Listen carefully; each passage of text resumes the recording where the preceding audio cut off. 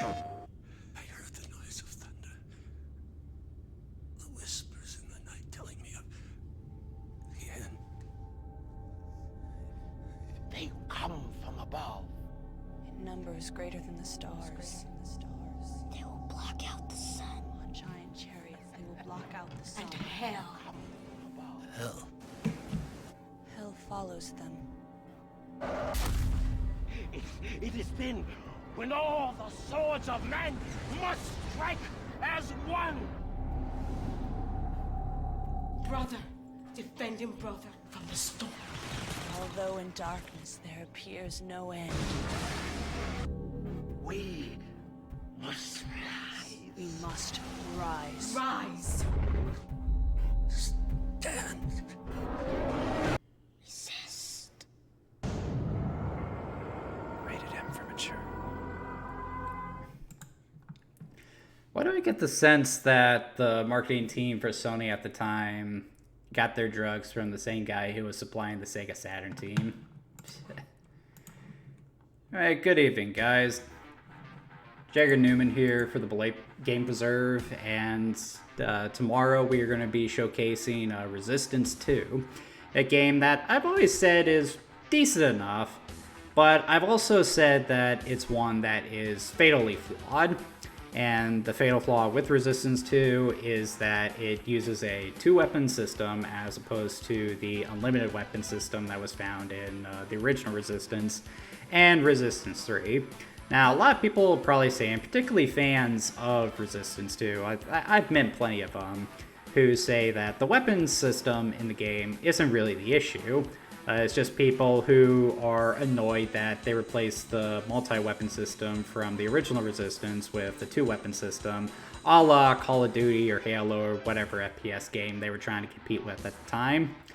However, as someone who has played a lot of video games in his day, particularly FPS games, I really gotta say the two-weapon limit in Resistance 2 causes way more issues than its fans are willing to admit.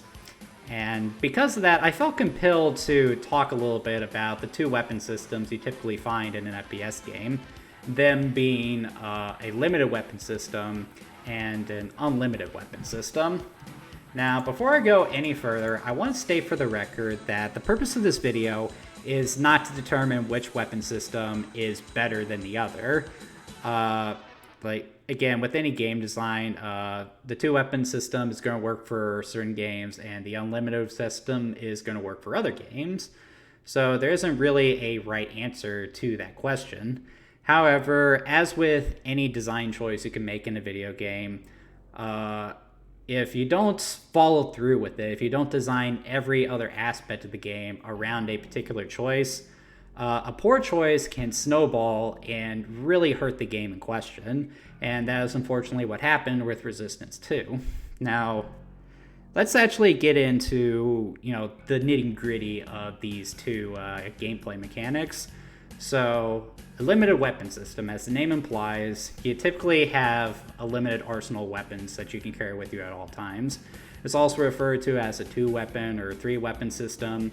And it's something that you typically find in more realistic or tactical FPS games like Call of Duty, Medal of Honor, or any of other games. And for the most part, in those games, the two-weapon system works.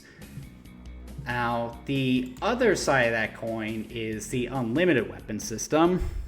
With this system, rather than being limited to the number of weapons that you want, take with you, you can carry every weapon in the game with you at any time, and you can call upon them to suit whatever situation you're in. Now, there are both strengths and weaknesses to use in these two systems. For example, the two-weapon limit can lead to a little more strategy because you really have to think about what you want to bring into battle. Do you want to have something that is generally effective in all situations, like say an assault rifle with good range, good firepower, and pair that with a missile launcher for more dangerous enemies? Or do you want to have the maximum range for long distance and have a sniper rifle and have a shotgun for close quarters conflicts? Or in an unlimited weapon system, where you typically have a greater sense of progression because you slowly build up your arsenal over the course of the game. But as you're playing through the game, you often have to make snappy choices on what weapons you want to use in what situation. Now, with both of these systems, it's not just the choice of how your weapons are integrated that, is going to determine whether or not a game is good or bad. A game is not going to be bad because it has a 2-weapon system. A game is not going to be bad because it has an unlimited weapon system. What really makes a game bad is if the rest of the game is paired well with the games. And how do you pair other mechanics with these weapon systems? Well, for a 2-weapon system, it's very important to have a very generalized combat loop. For example, in the Call of Duty games, you can get away with the 2-weapon system because you're really only ever fighting, basic enemies, other humans with guns. Occasionally, they'll have a missile launcher, or they'll throw a tank or a chopper at you. But generally, in these situations, if you need to switch to a more powerful weapon, they generally have it on hand for you to grab if you need it. In a lot of Call of Duty games, it's even scripted. They'll automatically give you the weapon rather than forcing you to, seek it out. Something else that makes the 2-weapon system in Call of Duty work is that the weapons are also very generalized. Though you have a wide variety of assault rifles, shotguns, pistols, sniper rifles, all that stuff. Generally speaking, there isn't really a whole lot of variation among those different weapons. The only difference that really matters is it an assault rifle, is it a shotgun, is it a sniper rifle? So again, a lot of the loadout that you typically get is dictated by what's happening in game. So because of that, a lot of people have said that the Call of Duty series is very scripted and how its combat scenarios play out. And there is some truth to that, but again, that is kind of what Call of Duty is trying to do. This isn't a game that's trying to put you on a power trip, where you're Rambo rushing out into a wide open field, waving your gun around and just taking out a whole bunch of degens as they're shooting at you and not hitting anywhere near you. You are just a basic ass soldier in a conflict that is far bigger than you will ever be. And yeah, that's the purpose of a Call of Duty game. It's trying to immerse you in the field of war.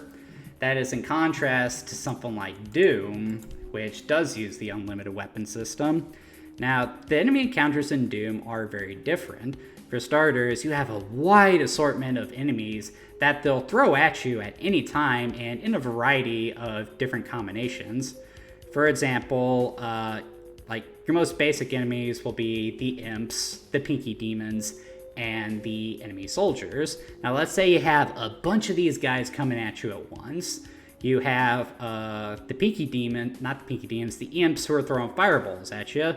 And while the fireballs might not seem like a big deal because you can see them coming and you can just step out of the way, when you have a whole bunch of them flying at you, it can be a little stressful to accurately avoid all of them, especially when you have a couple of pinky demons rushing your position as well, who are hindering your movement and making it harder to get around. And while you're trying to cope with these two types of enemies, you also have the zombie marines who are slowly pecking away at your health.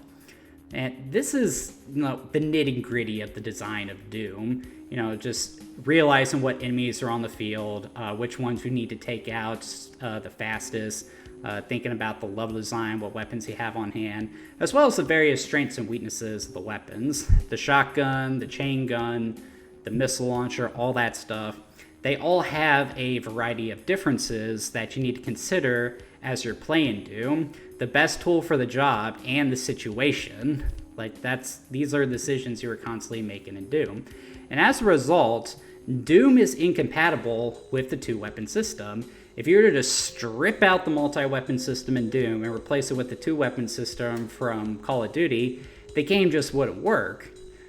You might be able to breeze through the first couple levels just by sticking to the shotgun, but by the time you get to the second episode, you're going to be begging for that chain gun, the missile launcher, the plasma gun, as things continue to get hairy, health items become shorter, and so you can't really put the 2-weapon limit in Doom.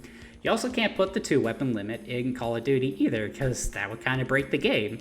There are times where you wish you have a sniper rifle on hand, but all you have is an assault rifle, so you're having to, tactically move forward in order to get close to the sniper to take him out. If you could just pull out your sniper rifle at any time, then that would take you out of the experience, because that's not really realistic.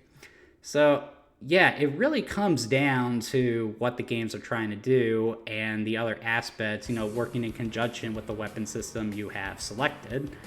Again, the more straightforward design of the encounters in Call of Duty would be very incompatible with the multi-weapon system of Doom, but the 2-weapon limit would also be incompatible with the level design of Doom.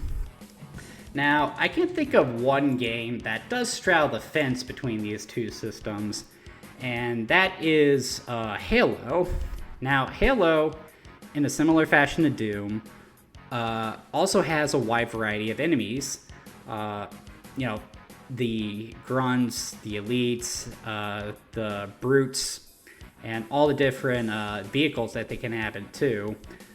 It's the kind of game that you would think would require a multi-weapon system. However, Halo uses a 2-weapon system. So why is it Halo is able to get away with that when something like Resistance 2 couldn't? Well, the primary reason for that is while Halo does have a 2-weapon system, which is mismatched to the variety of different enemies that you face in the game, everything else is designed to accommodate the fact that it's a 2-weapon system. At any time, you can pick up an enemy and make use of their weapon. So if the enemies are coming at you with a weapon that you think would be superior in the situation, you focus your attention on that enemy, get their weapon, and then turn it on the other guys. The level design in Halo also typically is very open-ended. You have a lot more options of how you want to tackle a certain combat scenario. And all these factors just come together in order to create a very tight FPS experience. It's the rare instance where you have two conflicting design philosophies coming together, but it just works, and that's because everything was designed around the different aspects of Halo's design. And while Resistance 2, it might have been trying to compete with Halo, I know it was, because I guarantee that's why Sony wanted Insomniac to keep making Resistance. Resistance just didn't do everything that it needed to in order to accommodate a 2-weapon system. It really does feel like they designed the game for the multi-weapon system, but then at the 11th hour decided to make it a 2-weapon system instead. And I have no idea why they chose to do that. I've read that it was for realism, but in a game where you're fighting insane aliens, realism is kind of thrown out the window anyway. I'm going to show you guys exactly what I'm talking about as I'm playing Resistance 2 tomorrow, so be sure to tune in for the showcase tomorrow, and I'll give you guys a little more hands-on demonstration of what I'm talking about with the design here. Anyway, that's the vlog, guys, and I'll see you tomorrow.